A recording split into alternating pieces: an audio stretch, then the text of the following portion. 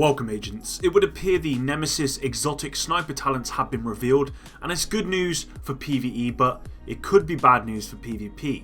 On top of that, today we saw a couple of fixes coming through during the maintenance, one of which I wanted to test in this video, and that's the True Patriot 2-piece. With that said, if you do enjoy this video, please hit the like button and subscribe for dedicated Division content.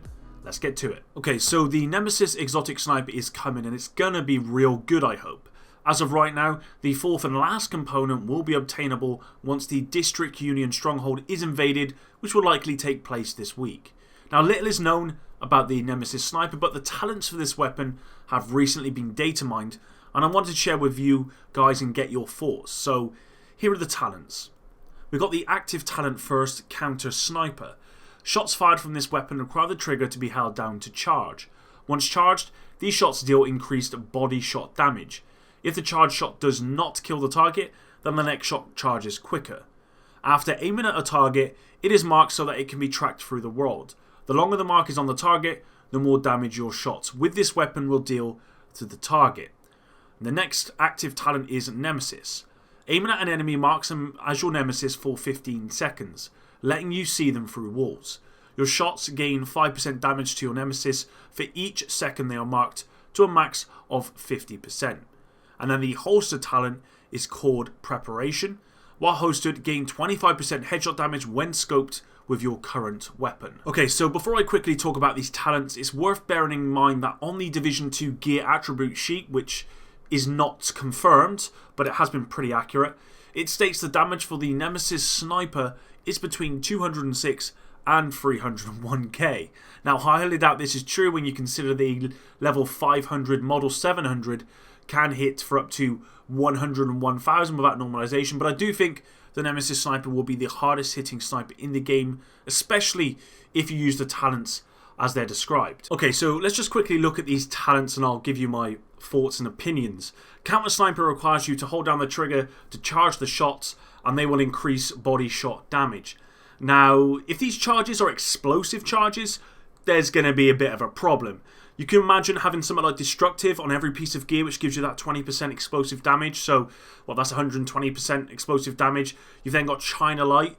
The first piece of China Light gives you 10% explosive damage, and I believe there's also mods that can do it as well. There may even be other talents that can help towards that. But as a sort of bare minimum, you're looking at 130% explosive damage if this is an explosive charge. We don't know that yet. I hope it's not, but I think it probably will be. Even if it's not intended, I think it will be, and that will just be crazy strong. Again, PvE, I guess it's fine. PvP, that would just be so troll. I hope that's wrong. Now, once you aim at a target, you can track them, and the longer the mark is on the target, the more damage you do. And this actually synergizes with the Nemesis talent, where it allows you to track your enemies through the world. You get to see them through walls for 15 seconds. So when you aim at a target, you mark them, you can see them through walls for 15 seconds, and if you wait the full 15 seconds to shoot the target, you get 50% increased damage.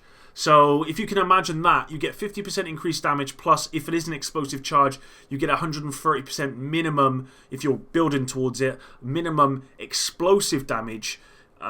Crazy strong. And then lastly, the holster talent gives you 25% increased headshot damage. Now, if we just remove the fact that this is an explosive charge, it's just a normal charge, I think this would be pretty strong sniper rifle.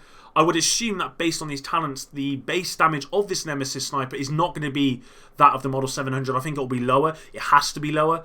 It wouldn't make sense to have something with a higher base damage that could also give you this much increased damage. Now, I appreciate it's an exotic, so for me, what I think they should do, with exotics, you want something that's going to be useful, viable, and do a lot of damage. So I think the base damage should just be a little bit lower than the Model 700. It should ultimately do more damage, but if you use the talents in the right way. But if you don't, then of course it's not going to be as strong as the Model 700. With that said, if you just use this weapon as a holstered talent, then it's going to be pretty strong for the Model 700, having that 25% increased headshot damage. So, yeah, this is a little bit scary. Not confirmed, of course, but I'm a little bit scared that they're going to get this wrong. So, I'm thinking this sounds absolutely fantastic for PvE content. With that said, I hope it's not too strong to the point where everything's getting one shot. being able to mark enemies and actually see them in the world, or see NPCs for the world, actually sounds really cool. And with everything synergizing together, I suspect the amount of damage you can do will probably be out of this world, and mean that it could actually even compete with the TAC 50 Specialist Sniper, which, again, I'm not sure if it should, but if it does work the way I think it will, then I probably think if you build it right, it's going to be stronger than the TAC 50 Specialist Sniper, which, in my opinion, would just be wrong. I don't think it should compete with that.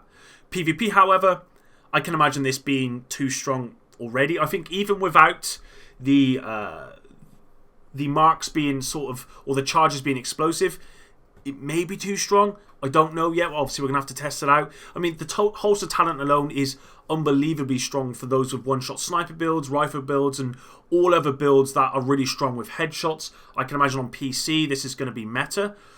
Being able to track targets through walls just by aiming at them seems a bit too much, in my opinion. Just looking at an enemy tracks them through walls. It doesn't say how long you have to actually look at the target. It just says you've got to aim at the target.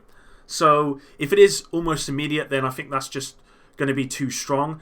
And personally, I don't like the idea of being able to wall hack at all, even in PvE, especially in PvP really. But if they had changed it so you had to hit a shot, which then allowed you to track them until that bullet had detonated, I think that would have been more balanced. But even then, it may not have been. To me, it just seems overpowered. Maybe I'm jumping the gun. Maybe this is premature. Again, it's all data mined. We don't know if this is true. But if it is true, I am worried this could become like the only sniper you're going to ever use in every competition, better than all weapons in the game sort of thing. Anyway, I didn't want this video to just be about the Nemesis Sniper, so I want to quickly go over the patch today and discuss the one fix they made to the True Patriot 2-piece. So in today's patch, they fixed an issue where enemy NPCs could get stuck in a T-post when being killed out of view, fixed an issue with the Revive Hive not working properly. They did mention they're still working on instances where the skill sometimes will not resurrect players. That happens to me a lot. Fix an issue where the Gilligard brand gear could not be donated to the Campus Daily Project brand request Gilligard. Fix an issue where the crafting bench upgrade blueprint would not be granted to players when moving from world tier to another. And lastly, fix an issue where the 2-piece bonus of the True Patriot gear set would not trigger correctly. And I actually mentioned this in a previous video. I've seen a lot of builds prior to this patch of people saying, put the True Patriot on 2-piece, it does crazy damage. But actually, if they tested it, it doesn't or didn't work. Does it work now? It does. But is it viable? That's the question I have. So what I wanted to do is just look at the 2-piece and see whether it's worth the investment. Let's not forget, gear set pieces do not allow you to roll any bonuses on them. And my theory is that whilst this talent may be useful against veteran NPCs, maybe against named enemies, it will not be stronger than hard hitting, for example, the talent hard hitting on elite NPCs. We're going to take a look and see whether it's viable or not. Alright guys, so I'm going to briefly go over this and look at PvP and PvE. Now for PvP, then this is actually quite strong. The 10% that you get for 2 pieces is actually multiplicative. It's not additive, which makes it really strong. And how you want to build it, I'll just quickly put on this. How you want to build it is like this, in the sense that you want 1 piece on the mask, 1 piece on the knee pads, and for very good reason. There is no real PvP talents that you can put on a mask. Nothing which really adds any value to damage. So, yeah, why not put True Patriot on there as one of the pieces? Because if you put it on like chest piece, there's a lot of talents you can get on there. Same with the holster, you can get like weapon damage on the holster for one of the talents. Same with gloves in the backpack. Knee pads, again, there's no talents, damage talents for PvP that I can think of that adds any value whatsoever. I don't think there's any actually. So, with that in mind, 10% damage to armor is going to be really strong. It's strong as multiplicative damage anyway. So having it on these 2 pieces and then building around this for PvP, I guarantee you will become the meta, at least for now. And I actually am going to make a build about this. So yeah, we're going to move on to the next one here. So what I want to look at is the PvE. Okay, so again, it's still multiplicative. So I'm just going to quickly whack on something here. Perhaps put on... we'll just put on these Murakami ones here. Let's just see what else we got. We can get up to that 5-piece or something. Let's just go with this D&H one. Okay, so D&H, right? So at the moment we've got 2 pieces on, giving us 10% damage to armor, and our offensive attributes, which is important to note, is actually at 5. Okay, at 5. So let's just take this elite enemy here. And the reason I'm looking at elites here is because veterans and named enemies are not affected by damage to elites, obviously. So the mask becomes irrelevant for damage to elites, and then you've got talents like hard hitting, irrelevant. So ultimately, the 10% damage to armor is actually stronger, of course, than most things for veteran and named NPCs, which is pretty cool. Now, for elite NPCs, what I want to check is it stronger than something like damage to elites? And by how much or by how little, effectively. So let's just test out this here. As I said, I've got 10% damage to armor. Let's just shoot this. So we've got 36,875. Let me just try that again. 36,875, okay, as it currently stands. Now, if I change over to a backpack with damage to elites on, and what you've got to remember here, guys, is you want to keep the offensive stats as where they are. You want to keep it at 5, if possible, because it will reduce your damage. I don't think I can. I'm probably going to have to go a bit lower, but again, that might not be an issue. I still might be able to test it. This has got weapon damage on, so we won't test it on there. But what we'll do is we'll quickly go to our Wyvern Wear piece here, which actually reduces my offensive stats, but it does give me damage to elites. And let's just quickly see what this does. 37,391. It's actually higher with 15% damage to elites, and I'm losing 1 offensive mod stat here. If I could perhaps, if I just say mod this for someone like this, give them extra weapon damage, and then do it. Oh, that was a crit. Then it's higher. So even just having 1 piece of damage to elites is stronger, from what I can tell, against elite NPCs than this 10% damage to armor. With that said, it's not stronger, of course, than against sort of veteran enemies, because, or even named difficult enemies, because these guys are not affected by elite damage in any way. So having something like, say, 37,405 there, if I whack on something completely different like this tactical one here, which has got no damage to armor, let's just see what it goes down to now. 34,000, so it's about a 3,000 difference. And then, of course, you're not going to be using damage to elites because it makes no difference. So actually, the 2-piece is strong. It's actually really strong in PvE, especially when you consider, if you put it on, say, even for PvE, if you put it on the mask, which gives you the damage to elites if you wanted it, and then you also put it on your knee pads, which, I mean, you would be giving up on some pretty important talents like patience and even something like entrench, which are really strong. So it's up to you, but if you're just going for damage, then maybe change it for that. You could even possibly change it for the holster. Now, I'm not sure if weapon damage is stronger than True Patriot, so let's just have a quick look. So if I just put on this weapon damage, okay, and let's just have a quick look at this. 35,608. Okay, so if I just change to True Patriot here, it's got the same offensive stats. I think it's higher. By just a little bit. I could be wrong. Let me just quickly change back a minute. That was a crit. 35,608.